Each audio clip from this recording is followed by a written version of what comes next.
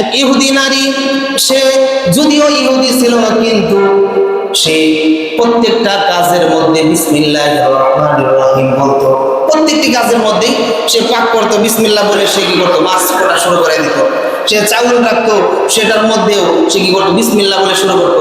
কোনো কিছু উঠাইতো, সেখানেও সে বিসমিল্লাহ বলতো। ঘরে প্রবেশ করতো, সে বিসমিল্লাহ কি করতো বলেই সে প্রবেশ করতো। বাহির হইতো বিসমিল্লাহি তাওয়াক্কালতু আলাল্লাহ বলে সে কি করতো, সে বাহির হইতো।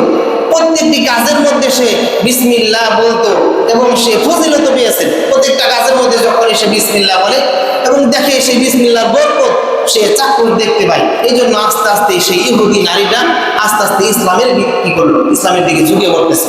এমন সময় তার যে স্বামী রয়েছে, স্বামী দেখতে পেল যে এই তার স্ত্রী তো আস্তে আস্তে কি হয়ে যাবে, সে মুসলমান হয়ে যাবে, তাকে কিভাবে থামানো যায় এবং বিসমিল্লাহর যে বরকত থেকে তাকে কিভাবে দূরে সরানো যায়।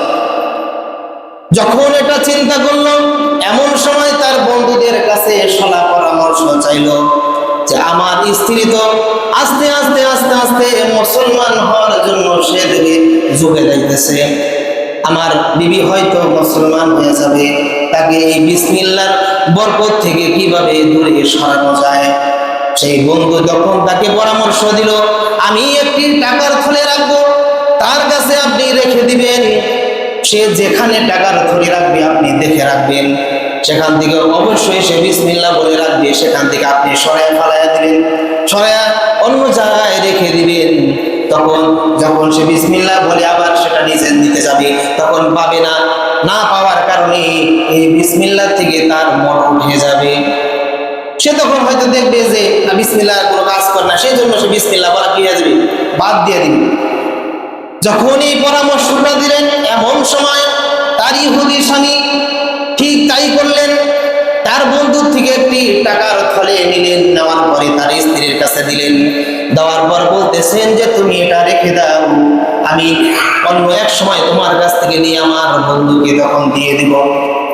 যখন তার বিবির কাছে রেখে দেওয়া হলো, তার বিবিও সুন্দরভাবে সেই টাকার থলিটা নিলেন এবং তার একটি বাক্স রয়েছে, সেই বাক্সের মধ্যে সেই বিসমিল্লাহ বলে রেখে দিলেন।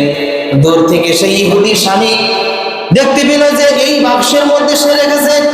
যখন সে রাতে ঘুমায় গেল, এমন সময় স্বামীও তো সেই ঘরে রয়েছে, চুপ করে সেখান থেকে সেই ব্যাগের যে বাক্সের মধ্যে যে টাকার থলে ছিল, সেই টাকার থলেটা সে কি করলো, সরায় ফেলায় দিল, সরায় অন্য জায়গায় কি করলো, সে রেখে দিল।